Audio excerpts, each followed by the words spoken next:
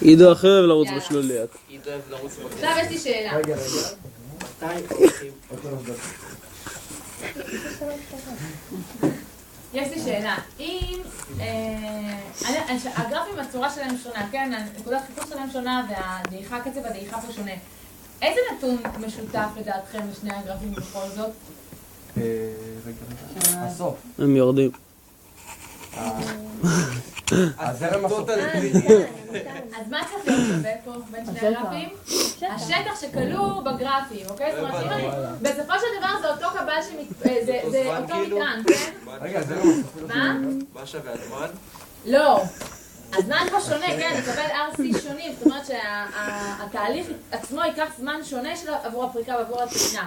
אבל הרי בטעינת הקבל בסופו של דבר ניתן למטען Q מסוים, נכון? Q שווה ל-C כפול לאפסילון, בסופו של תהליך הטעינה. בתחילת הפריקה, המטען כמובן התחיל, סליחה, הקבל התחיל עם כמות המטען, שאליה הוא נטען בסוף התהליך הראשון.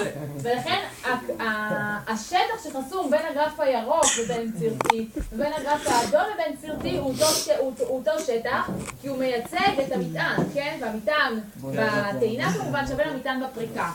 אוקיי, אז אם שואלים אתכם, שימו לב שהשטח הירוק בעצם שחסום בין הגרף הירוק ובין ציר הזמן שווה לשטח האדום. פשוט מפולח, אבל זה לא שונה. כן. איזה גרף הוא?